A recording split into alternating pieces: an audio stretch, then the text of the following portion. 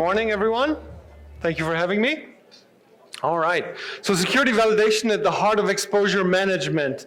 What does that mean? We'll try to shed some more light over the next 20 minutes on this matter. And yeah, let's get us started. So a quick reality check. We're vulnerable, right? So you heard I have spent some time with different vulnerability management vendors, and I feel we are fighting a losing battle. So what can we do to change this reality? Is there anything we can do? And I think, or I'm hoping to give you some ideas here, what we can actually do together. So first of all, is this going to be our legacy, right?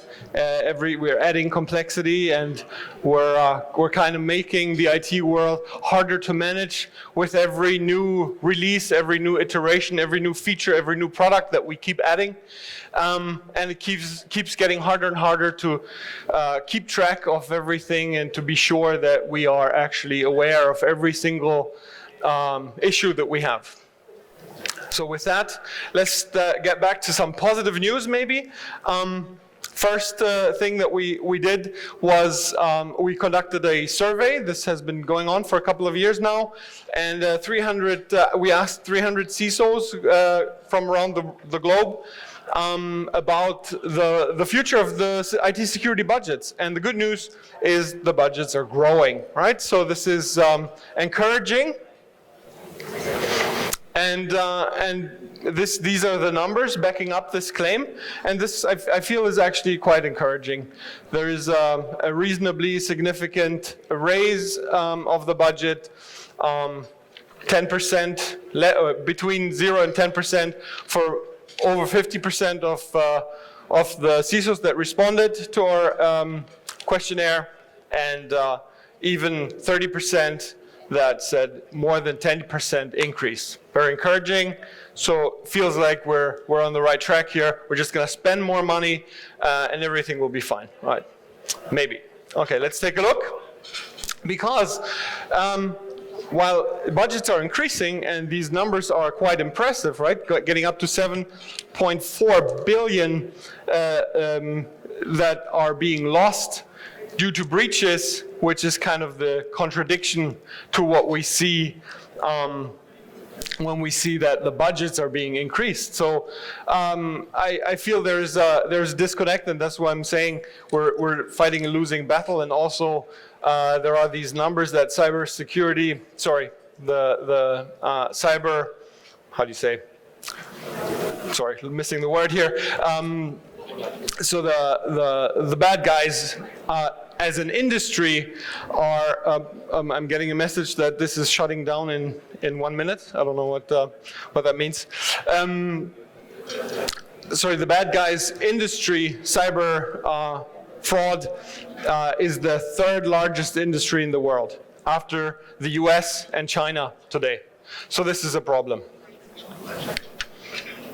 And now I can't click anymore.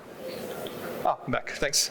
All right, so we need to change our vulnerability-centric approach that we're all running today, hopefully at least. We need to do more. First of all, I'll claim we can never be patch perfect. Even if we patch all the vulnerabilities that we have today, I can assure you there will be not one, but hundreds of new vulnerabilities as early as tomorrow. Okay. Okay. Guys, this TV is just shut down. Can you help me out here?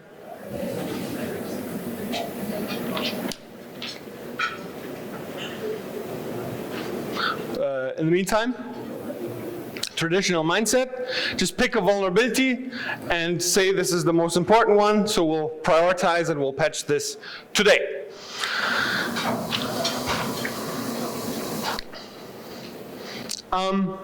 The point is, patching is great, right? As long as we can assume that all the vulnerabilities, all the risks out there are actually patchable. And my claim here is that they're not. And I have a war story from from Manila, from this week actually, where we ran some tests, and we found for a customer that they had leaked credentials on the dark web, so this was likely due to reused credentials, and it was possible with these, let's say, publicly available credentials, username, password combination, to actually log in today on the Active Directory of this customer. While the leaked credential was 2 years old and the customer has a 90-day password change policy, we found that in 2 separate tests, a total of 2 sets of credentials were actually usable. And I'll remind us that we, as the defense, the good guys, we need to get it right 100% of the time, while the bad guys just need to get it right one single time. And this is exactly what we saw. We actually saw it, that the bad guys had the opportunity to get it right 2 times. And that's obviously a huge, huge issue. Somebody could have actually walked in from the street, sat down at a computer and logged in. And coming back to the patching story, what are you going to do, right? How are you going to patch? How are you going to protect yourself? How will you even know that this is an issue?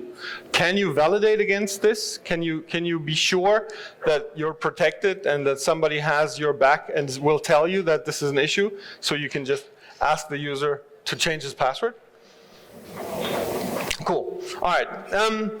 Non-patchable attack surface will account for over 50% of the enterprise exposure as early as 2026. So that's a huge number, and we see an increase. And this is even worse when you look at web vulnerabilities, right? Because there is a significant amount of patchable web vulnerabilities, but the issue is the non-patchables are so much worse. And there are examples here.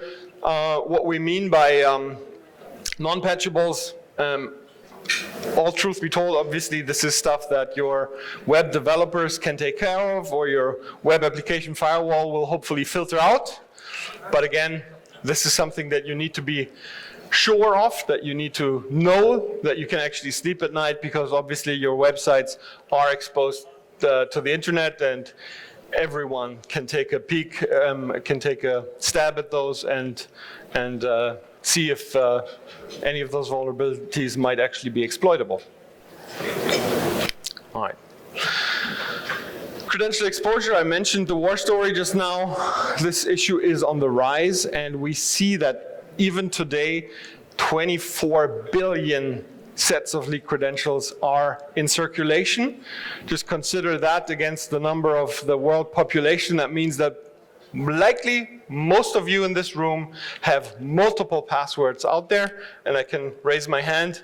There are some very old passwords from myself, and they're not very good, so shame on me. I feel I have improved since, but the internet doesn't forget, right? So this is a problem. And another quite frightening number, 60 to 70% of people reuse their passwords, and I can say my mom definitely does, right? So maybe take a look in the mirror, or check with your employees. There is a very, very high risk that many of them will actually be a victim of this false sense of security, that they will, it'll be easier for them to remember just one password instead of many. And yeah, so this is a whole discussion that we can have here.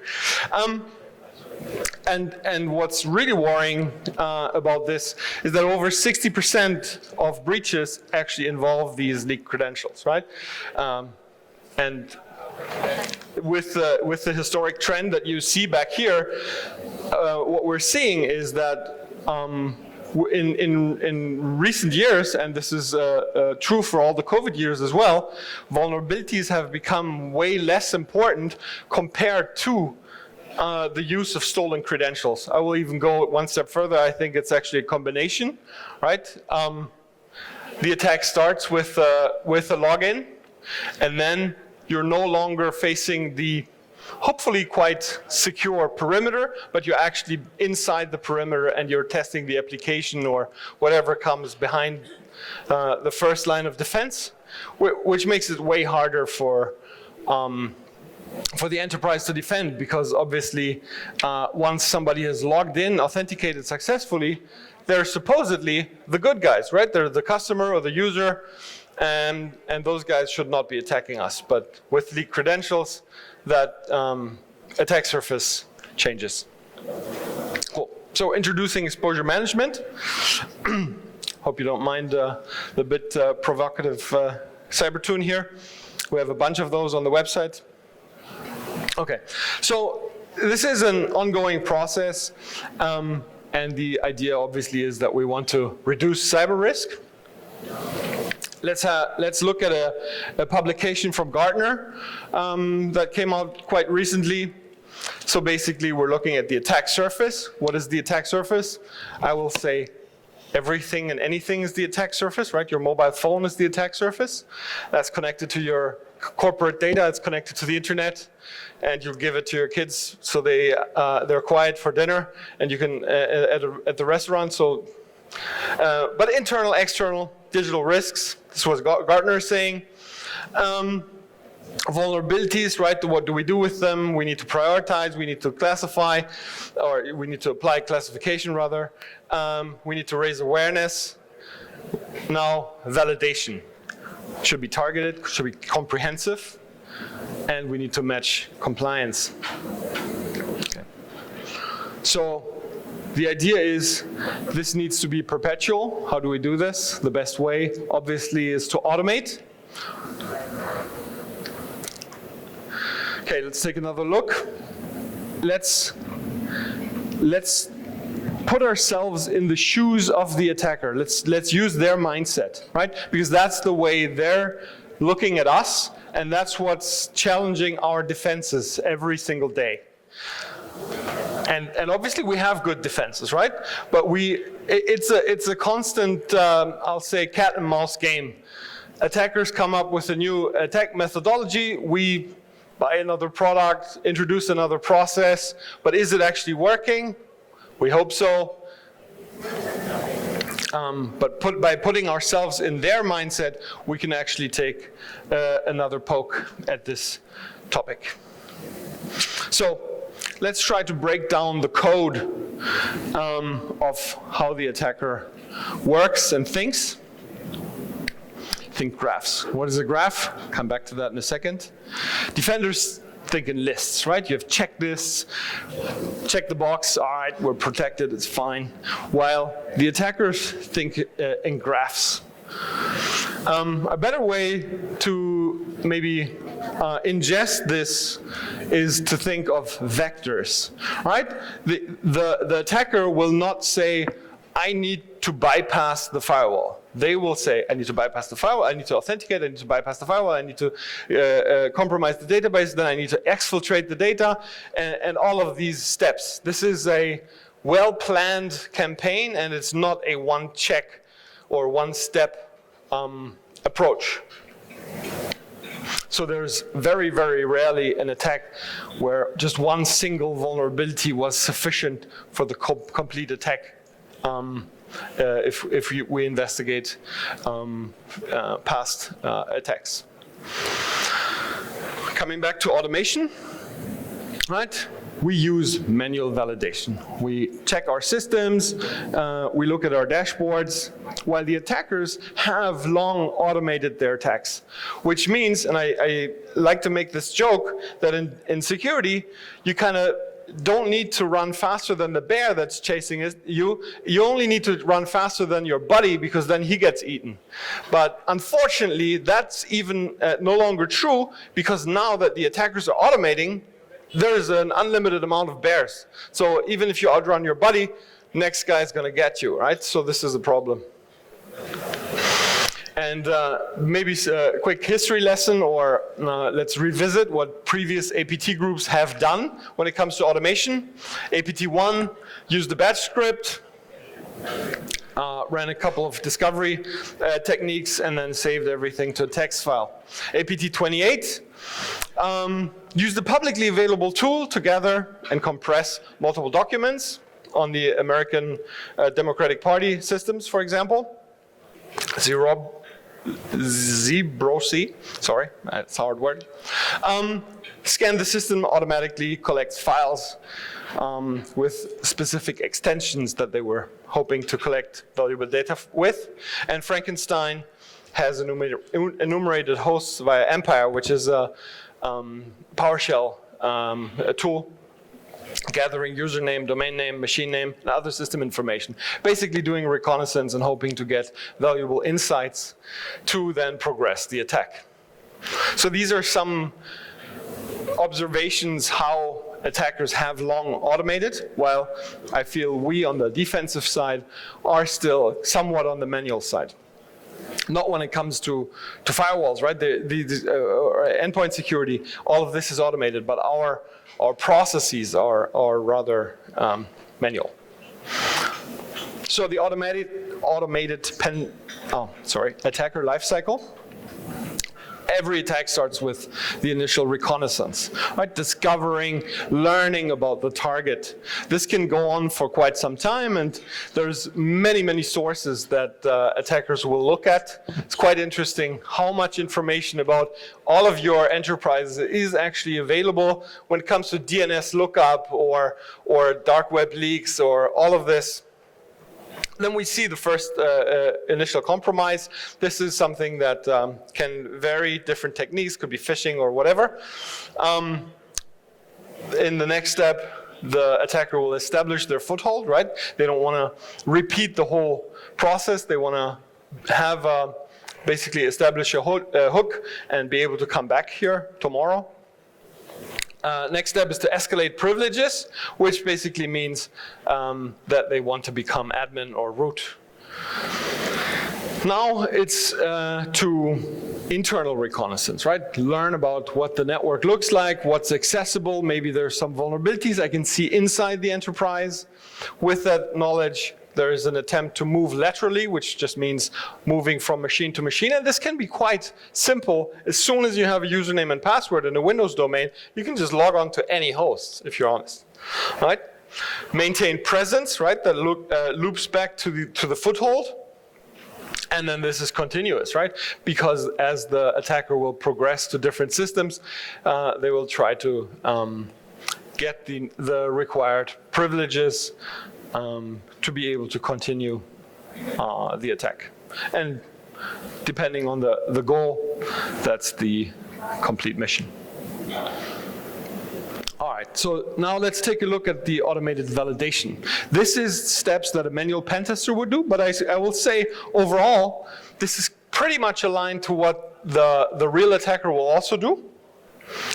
And the idea is to automate this process. First, we do network reconnaissance, a vulnerability assessment, right? I think most corporations, most enterprises will have this today.